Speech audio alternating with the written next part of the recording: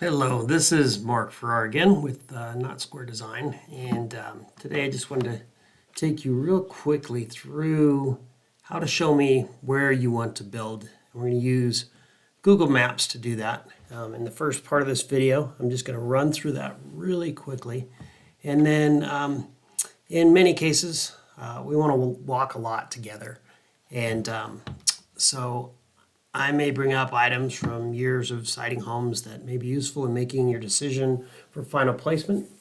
Throughout the design process, I will encourage you constantly.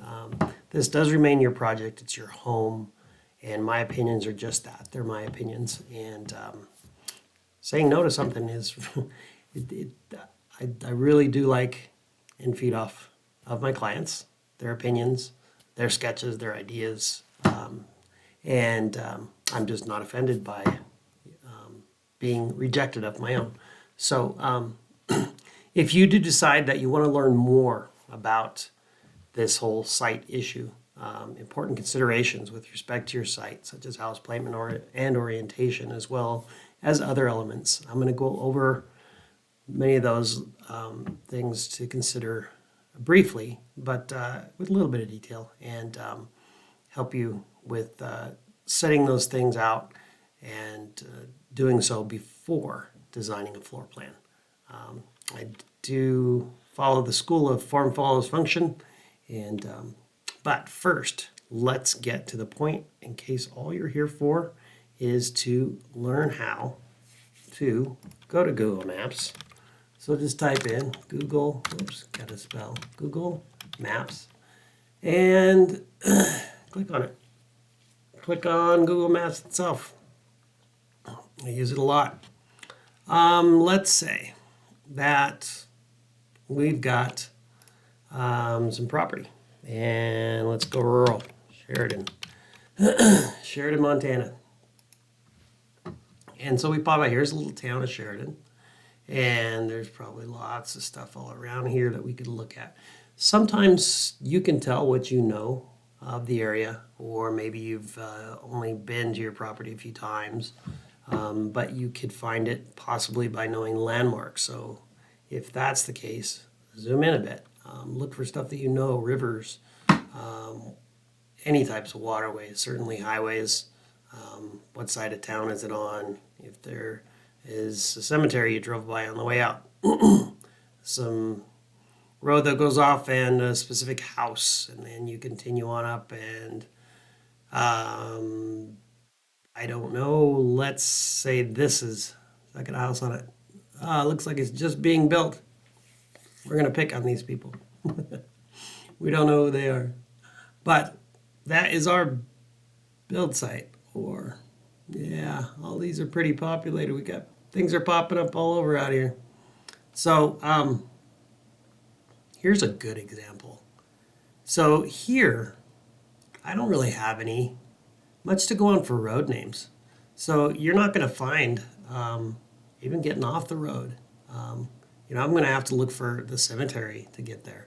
I'm going to have to look for looks like some sort of gravel, probably a gravel pit. Does look like they have retention ponds. And so it'd be in between these two areas, that and the cemetery, that you'd be taken off onto this road. This is a great example. No name. We're off Highway 287. We're going to come out, and then we're going to say this one is our property, and it's before we get to the house at the end of the road. Great description for doing the written instructions on how to get there. Take a hard left, and then before your hard right on the short straightaway that goes mainly north, the property is off to the right. Now, I'm guessing this is all one parcel, and this is not necessarily a parcel for sale. But let's just say that in general, you've been out here, you've looked at it. You decided that you didn't want to look right at this house. You didn't want to look right at this house. Your far off views to the mountains were this direction, but you don't want to look right at that one either. And this one was a little farther away. So that was kind of the area that you were looking at for your main view. And I know there's some beautiful mountains off to this direction. So there might be a secondary view And so it's kind of picking off between, okay, how do we get 90 degrees, shooting this way to this way. But then you find your site, and what I would suggest is once you kind of say, okay, this is the rectangle of my home, then in your mind, get that rectangle going, and then say, this is where I want the middle, and pop that point down. And once you've got that point popped, you can click on it again, and you've got up in here some of the coordinates. And when we start to, oh, come on, be good to me. So I can click on this now. Now it's placed a coordinate in red. Once it places that in red, you can actually highlight these. That one's more important and more useful to me than this one is. But go ahead and give me both. Just Control C, put it in an email, Control C, V, and drop it. Grab this, oops, grab that then, Control C. So just Control C, pop it in an email, Control V, and now you have sent me the latitude and the longitude. And I can find this on my own if you'd like. So you can only do this one, and that's fine. And the fact that as far as you're concerned, you want to place your house so that the front door is almost pointing directly north, or 5 degrees east of north, whatever that may be. Feel free to give me that information as well. And that is that simple. So if you want to stay in for some more, then here's some of the things that we want to consider. So a lot of things I hear, people move here. And so why did you move here? Well, Montana's, it's a beautiful piece of country that it's wide open spaces. And so even if you didn't move here from out of state and you're local, why did you select the piece of property that you did? And one of the things that we should be considering, and is one of the main considerations, is thinking of what drug us to that location prior to starting our design, and the idea of why. And you want to hold on to that idea so it remains once the building is complete. You don't want to take that whole draw that brought you into your property, and by the way you have designed and constructed whatever you're putting on that property, whatever structure, building, residence, whatever you're doing, the why still remains. Of course, views. One of the main reasons I shy away from stock plans found on the internet have a lot to do with views. Also has to do with exposure. So as far as views go, we just thought about, okay, I'm trying to look between these houses. I'm trying to get to this mountain view that's off in the distance, or I've got a patch of trees over here. We've got natural landmarks, some large old trees, some attractive rock outcroppings, some tall weedless meadows. Those weedless meadows, for those of you who have not been through this process before, when you start building and tilling up the soil, you're going to be attracting a lot of vegetation that comes in on seeds, and it starts in soils that have been disturbed, where you see these gorgeous meadows and you wonder why they don't have any weeds, and it's because the grasses own it and they're not letting that stuff in. But once construction starts, so take into consideration what you're going to disturb concerning what you want to keep. And so that's where a lot of this stuff about getting plans that you found on the internet, you found this great floor plan, is not really the best place to start. Is it a possible place to start? Absolutely. I've worked with lots of people who started from some sort of plan that they found. They really like the layout. And especially when it's not a rural area. It is in town. A lot of stock plans can work. So then exposures. So that this even comes into play not as much in town where you've got other buildings and elements that are going to help block you from the elements.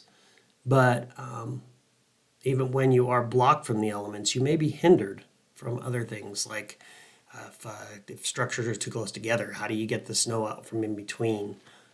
Do the roof slopes face each other and things are falling in between and now starting to tear your buildings apart? The exposure to prevailing winds is a huge thing to take into consideration, especially when you're out in the open.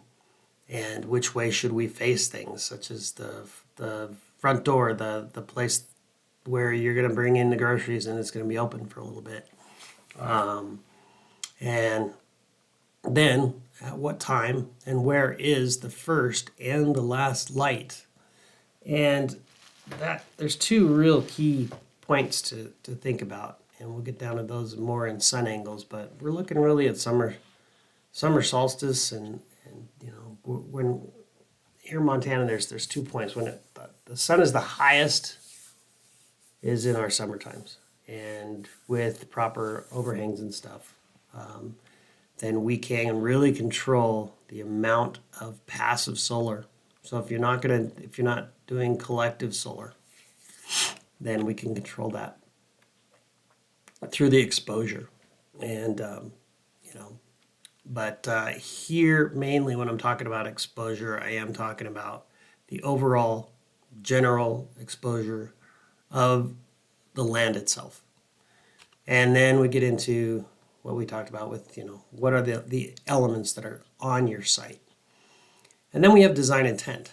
So there may be, and maybe not, but there might be a particular style that you're just attracted to. You like this style of home and you want one like that. When we look at design intent, there's a lot of things that come into play. A lot of people talk about energy efficiency, and I like to more or less talk about comfort. If you get good quality windows and your house is nice and tight and it's insulated well, it's not the money that you're going to save in power bills that's going to be nearly as important to you on a day-to-day basis as how comfortable are you in your home. And as a side effect of being comfortable, you're going to be able to turn down the thermostat and the money comes back to you. So then one of the things a lot of people may or may not be comfortable with giving up is the budget. But if we have been talking to contractors, which today is May 6, 2023, numbers I'm getting for a custom home that is, it's got some nice stuff, but it's not top of the line. It's not high end. We're looking still at about $300 per square foot to build. And so we got things to really take into account in budget. And so we need to find out what's the size of the home that you can afford to build and where's your property. If you're in a rural area, we've got to think about bringing in a road, digging a well. All those things come into play. And so then with the design intent, we want efficiency in your home. We want the home to flow well. And so we're going to look at space planning, and that is the massing of different spaces, how approximate sizes that you want them to be. If we use my belief that form follows function, well, I shouldn't say mine, what I was taught and what I came to have a lot of faith in is that the house will design itself if you give it all the function and the flow that it needs, and you have taken into consideration all of these elements. Then do you have to give a little push and pull here on the exterior walls to get that overall look? Of course. But for the most part, we can really get everything planned to make sure that this thing completely functions. Because if in the end the house is beautiful, but it functions poorly, the intent was not completed. You're not going to be happy with the overall house itself. It has to function well. So then there's the evocation. What are you trying to evoke? And some people may say, well, this isn't that important to me. And maybe it's not. But if it is, are you trying to blend into your surroundings, or do you want to make a statement? How do you want people to feel as they approach your home? Is more of a sense of romance or utilitarianism? So there's always some kind of mix when we do this formulation. You can't just say, hey, I want this romantic castle home, and we do it all out of stone and big, huge towers and tons of stairs, and it doesn't do what it needs to do, and there's no utilitarianism about the whole thing. So yeah, there's always a mix. And that comes a lot from, let's make the utilitarianism by making sure that that form comes from its function. And but in the end, I do want to know, what you're thinking about. And then the approach, when you're looking at sites and how you're considering the site, what is the approach to the house? The general sense, is it a human scale? Are we looking at, how we come up over a hillside and there's this little quaint little home, or are we placing it up on near the crest of a mountain to really grab the views? Are we in a really tight neighborhood and you have no choice but to stick the garage right on the front of the house? Or you want it to be on the front of the house because you're more inclined to design around the automobile, or you don't like the look of big garage doors, so you want to tuck it around the side or the rear, and or do you want to just create the easiest access? So all that stuff for the approach is really important to the initial design and the site, how we lay out the site. Other structures and obstructions. Are we featuring them or just looking around or over them, maybe screening them out? Then snow removal. And of course, this can depend a little on where you are. Well, a lot on where you are, but there's areas where I'm in Montana. Do I design outside of Montana? Absolutely. But for the most part, most of my projects are here in Montana. And so when I am designing here, we've got a whole range of stuff from what we call the banana belt, where snow is not a huge factor. And then we've got homes up in Big Sky where, 20 feet of snow is a regular occurrence. Even outside of my little town of Butte, there is a great little lake where my family has a cabin called Georgetown Lake. And we got a lot of snow out there that stuck around for a long time this year. And the driveway there is steep. We did not design this. We bought it the way it is. But yeah, there's some things about this. The kids sure love it because, boy, it makes a heck of a ski hill or a sled run. But there's some things that could have been done differently if it was going to be other than a getaway cabin. Then there's sun angles. So how does the sun move across the sky? And I actually will do, especially in the nicer homes where we're going to do 3D development, then I am going to place your house on your lot, and we're going to do sun studies. And I can show you a house that I drew up and created a 3D model of. And then I went down and took a photograph at a certain time of day on a certain date. And then I went and got on my software and I created that time of day, that house, because we were doing addition, so the house is already built. And you'd be just astonished at how perfect the shadows and stuff came out. So it works very well, and we can figure out. Big deal to me is more so than collective solar is passive solar. You get so much energy out of passive solar when it's done correctly.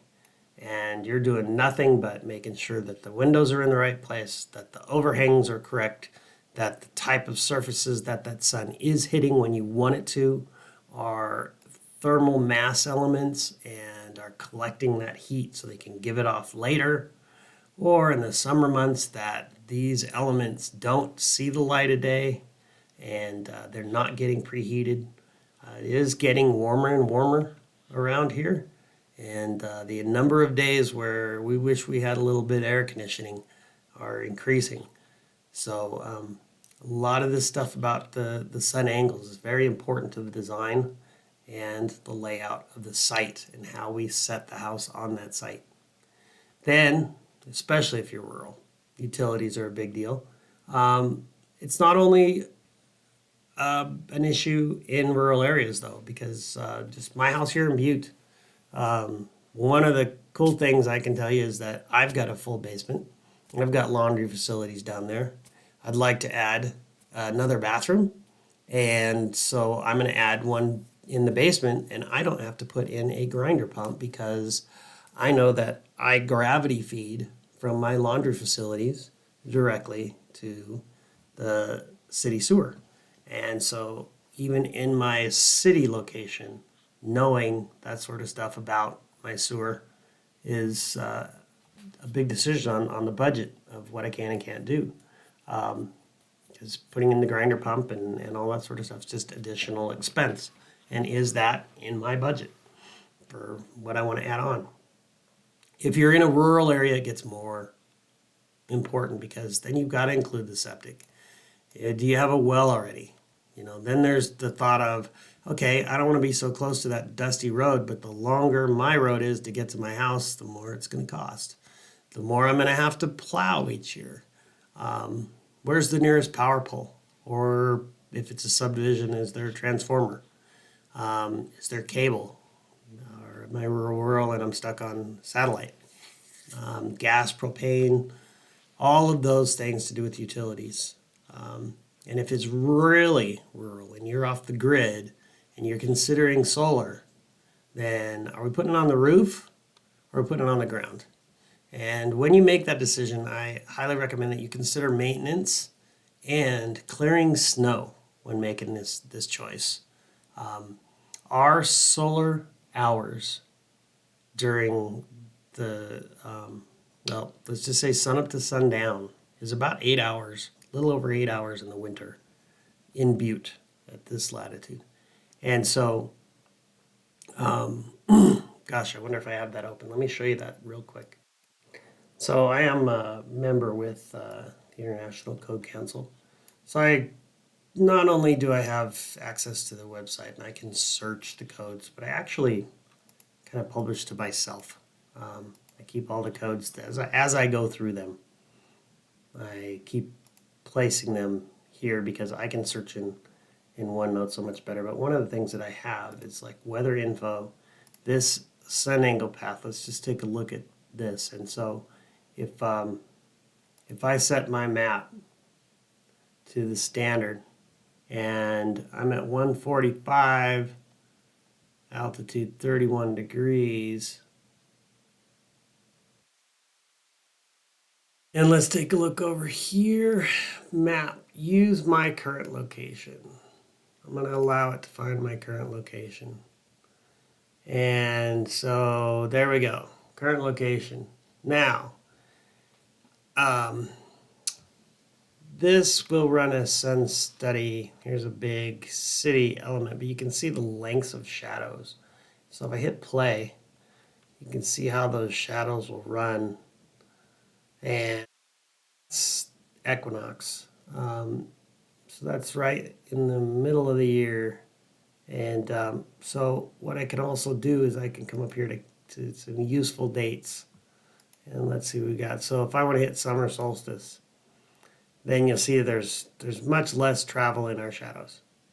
Of course, there's always travel real early morning, but right in the middle of the day, great time to hide from the sun and keep the sun out. Then, when we go to the winter solstice, you can see those long shadows in there all the time. And look how low on the horizon this thing is traveling. it really is low on the horizon. So we can get sun into the wall on this side. So in the summer, when it's up here and we've got that overhang protecting us, in the winter it drops down here and it'll come in and give us that light that we're after. So this studying the sun is it's a good thing to think.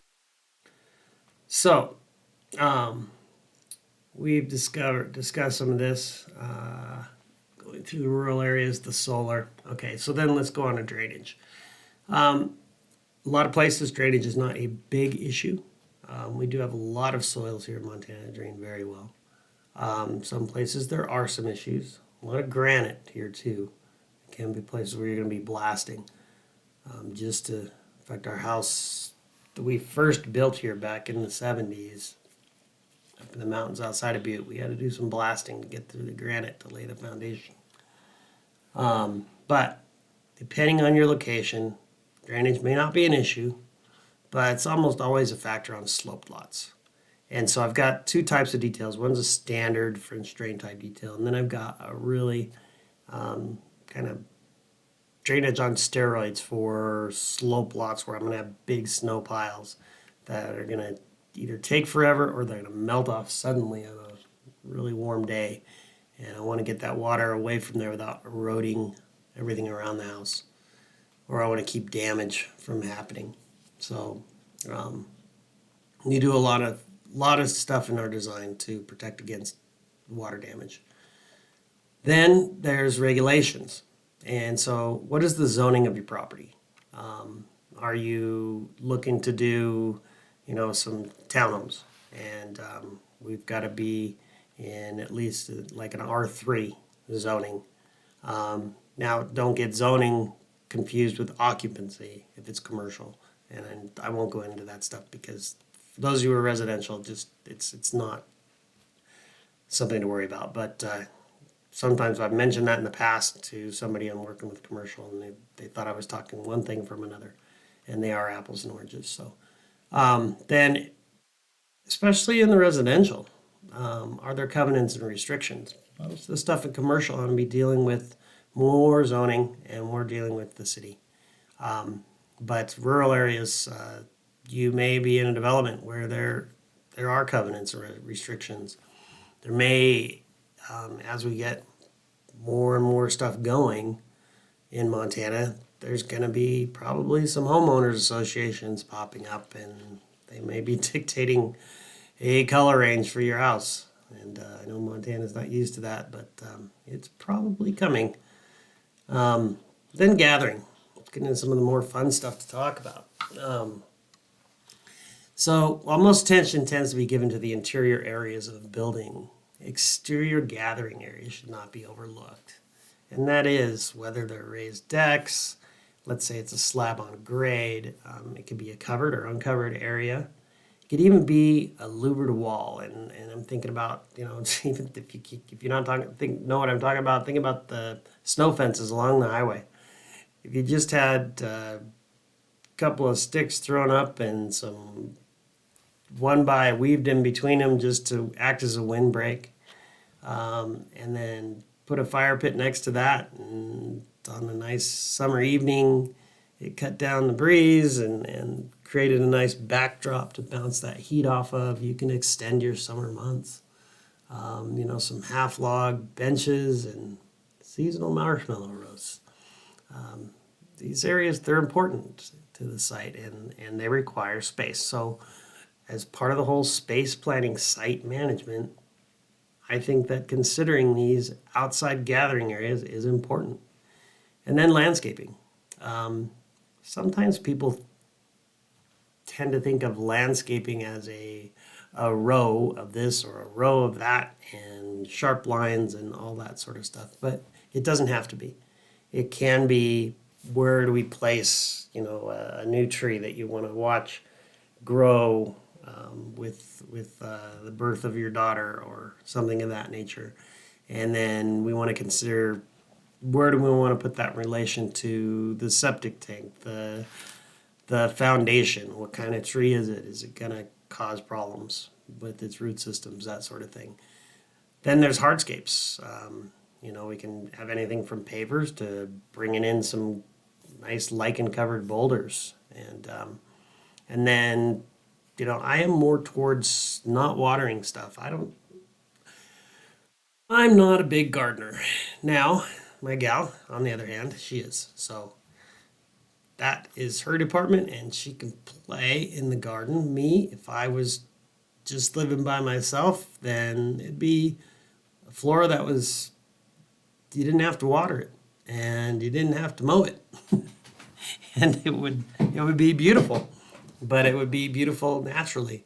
Do I like outdoor path lighting? I like if it faces downward and it's low lighting, maybe lights a path or something, but that's my personal opinion. And if I want to live out in the country, I probably went out there because it was dark and peaceful and quiet, and bringing in a big yard light just tears that apart.